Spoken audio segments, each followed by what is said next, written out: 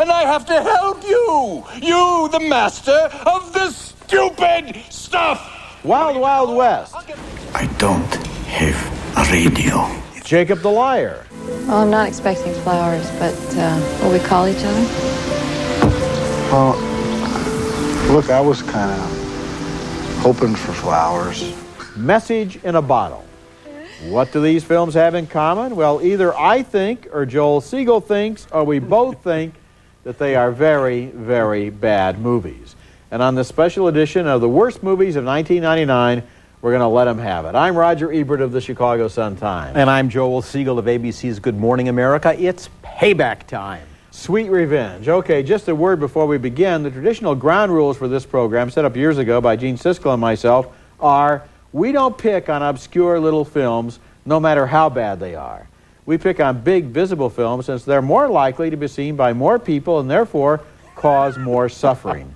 And we're calling our first category New But Not Improved, TV material recycled into unnecessary feature films. And my choice is Inspector Gadget, a cartoon that simply looked preposterous as live action. Matthew Broderick starred as the Gadgeteer, who could summon up amazing gizmos if only he could remember the right cue words. Go, Gadget! Coil! Skates! I meant skates!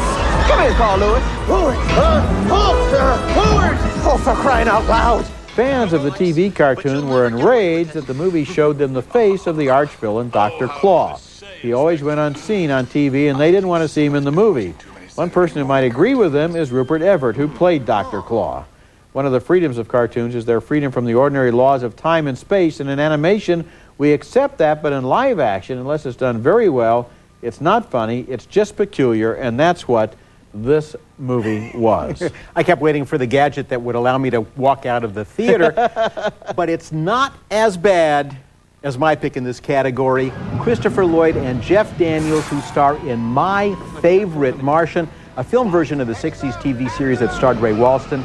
Among other felonies these filmmakers committed is one comedy writers called joking the joke. That's where filmmakers try to get the audience to think a movie's funny because the characters have funny hats or drive funny cars. I have yet to see a successful comedy where the hero drives a funny car. And My Favorite Martian, Jeff Daniels drives a 61 Valiant, misidentified, if I heard correctly, as a 62 Plymouth, but then the entire film was misidentified as a comedy. We're gonna crash!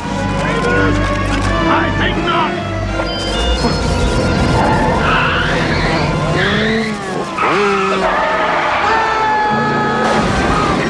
I don't understand why Hollywood insists on spending tens of millions of dollars to make a film version of a TV series that, if it were a TV series this year, would be canceled. Maybe the test they should use is, was the show any good in the first place? For example, the Flintstones kind of translated a little bit better than this. Now, my thumb was down on this. I did like Christopher Lloyd. I did like some of the special effects, so I didn't hate it as much as you did, but I think you've asked an excellent question, and I think the answer is because these shows are brand names. People have heard of the show, so therefore they've heard of the movie, and you don't need to spend as much money to establish it. Maybe that's the reason. But we have to suffer through them. Speaking of Yes, which, we do. the next category we suffered through, Mopey and Dopey. No, it's not Love Gone Sour Among the Seven Dwarfs. It's Love Stories Gone Sour at a theater near you. What would a worse list be without a Kevin Costner movie? This year he gave us two to choose from. It was close, but I'll go with Message in a Bottle, a slick, expensive, absolutely obvious and uninteresting tearjerker. Robin Wright Penn finds a message in a bottle, a love letter meant for a wife who died. She traces the typewriter, tracks down the writer, who just happens to be Kevin Costner.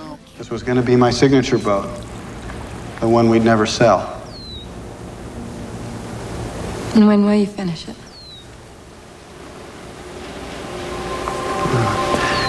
Haven't touched it in 2 years. I think the worst thing that happened to Kevin Costner was Dances with Wolves. It was too good and too easy too soon. He got spoiled. I don't think he's made a good movie since. But I do want to be fair. Paul Newman was so good in Message in a Bottle. When the movie was over, I went and bought 3 jars of tomato sauce and ate them right out of the can. He was really fine in this movie, and everything else was contrived and pretentious, and the ending was utterly and totally without credibility or redeeming social any value. Form of redeeming merit. I agree with you. My candidate, though, in the mopey-dopey category is, I think, even mopier and dopier than yours. because at least Message in a Bottle was about romance, whereas The Story of Us is completely inexplicable because it's mostly about a couple that has stopped loving one another, so they fight for most of the movie. The film stars Bruce Willis and Michelle Pfeiffer as a couple whose love is long since drained out of their marriage. The movie thinks their fights explain themselves, so there's no context, no motivation, just a lot of angry behavior. 2 Italian ices, please. Honey, you don't have to say Italian. We're here, they know. So what are you saying, that if I'm in Belgium and I order a Belgian waffle, I just say waffle? Yes, just like if you were in Ireland and you wanted a bowl of Irish stew, you'd just say stew. Michelle Pfeiffer and Bruce Willis are good actors and attractive people, but who in the world thought it would be entertaining to show them as two miserable sad sacks? I guess it was Rob Reiner who made this movie. I mean, if this had been a movie with the ambition to probe deeply into marital problems, that would have been one thing. But The Story of Us is as shallow as it is depressing. I had heard that it started as a comedy, and they decided to make it serious. I don't know why, but the best line, I have to quote our peer and my friend Janet Maslin of the New York Times, who said, "This movie is so bad, people in the audience who weren't married were filing for divorce." Coming up next, big stars and big bombs. Excuse me? Good evening, ladies and gentlemen. This is the BBC in London. That's Robin Williams in a scene from Jakob the Liar, a very unhappy addition to my worst films of the year list. A film about the Holocaust that not only fails to capture the terror of being a Jew in Nazi-occupied Poland, it doesn't even seem to try. Williams plays Jacob, who pretends he's heard on a radio that Russian troops will soon liberate his ghetto. It's not that Jacob lies. The film bends truth and historical fact for the convenience of the plot. Here is my, do I call it my favorite? Jews in Nazi-occupied ghetto getting a lunch break with lunch.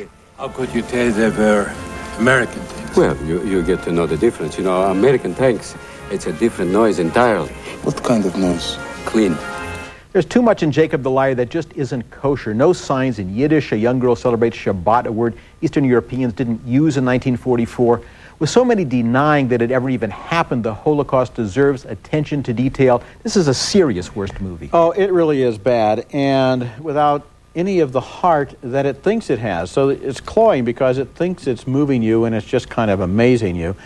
A movie like Life is Beautiful, which was criticized by some for making entertainment out of the Holocaust, had its heart in the right place. This movie has its brain in the wrong place. Okay, continuing our category, big stars in bad movies, I'm going to nominate Sandra Bullock and Ben Affleck in Forces of Nature. They play strangers who meet after they survive an airplane crash together and decide to share a rental car for the drive to Savannah, Georgia.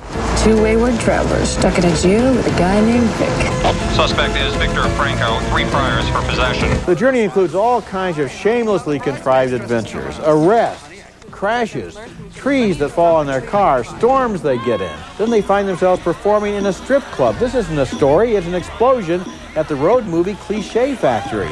Forces of Nature is a dead zone of boring conversations and contrived emergencies, ending with a crashing, jaw-droppingly unbelievable anticlimax. And as for romantic chemistry, Affleck acts like he's chaperoning his best friend's sister as a favor, not a lover. And the premise, it's a terrific premise. Two people who don't know each other come together. Some of the best movies ever made, the best stories ever told like that. And this... Well, that's the cute meet, you know, where two people meet each other and then they get to like each other. But come on, no two people have ever had this many adventures in a lifetime, let alone in a week. Coming up later, we each pick the year's worst movie. But coming up next, movies that self-destructed in a big way.